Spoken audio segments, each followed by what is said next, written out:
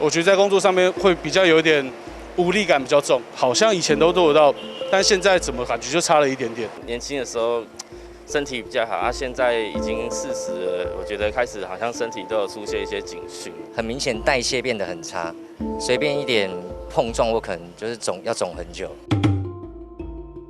在外面跟别人交际的时候，可能以前都比较会有点注目感会比较重一点，但现在感觉存在感比较薄弱。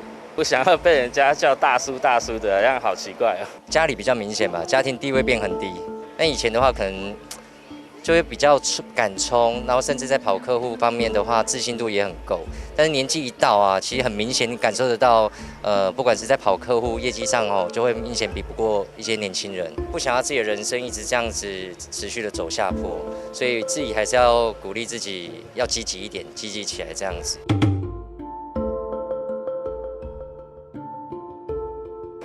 那什么东西？我不知道味道吗？我自己没有什么发觉啊。那个是什么？味道上的变化啊？什么是熟男味？自己是没有闻到啦，但是朋友之间，甚至在家庭里面，其实自己有时候还是会感受到对方可能有一些异样感。熟男味不是大家熟知的汗臭，也不是狐臭，更不是老人臭，它是一种闻过就难忘的微妙油耗味，好发于40世代的男性身上。而且最令人害怕的是，本人通常闻不到，旁人也不好意思告诉你。如果突然间觉得你的人缘默默跌停了，或许你正处于气味危机之中。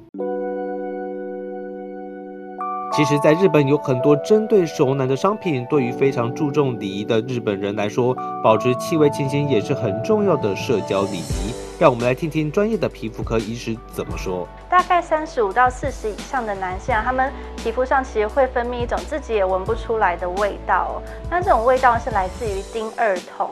什么是丁二酮呢？丁二酮它其实是我们汗水当中的乳酸被细菌分解之后的味道。那这个味道会有一点像是发酵之后的乳制品的味道。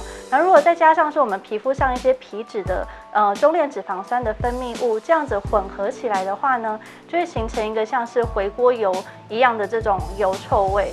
对，那这种味道的话，最常出现都是在男生的后颈和头部的地方。如果说当你一整天都待在冷气房然后你回家换下衣服之后，发现衣领上有一个味道，那或者是说你每天使用的那个枕头套也有这种油油的味道的话呢，那这样子就有可能有熟男味的困扰。其实我们还是需要规律的运动，让我们汗腺排汗正常。然后呢，饮食尽量清淡，减少刺激性的食物。建议呢，可以使用一些去除熟男味的洗沐产品，像是产品里面如果成分呢含有植物类黄酮化合物，像是甘草还有桂皮的萃取物，那还有一些抑菌抗菌的成分，那这样子呢就可以有效的去除熟男味哦。没想到小小的气味问题也会引发大大的跌停危机。40岁是人生工作的分水岭，往上涨停还是往下跌停，真的取决于你自己。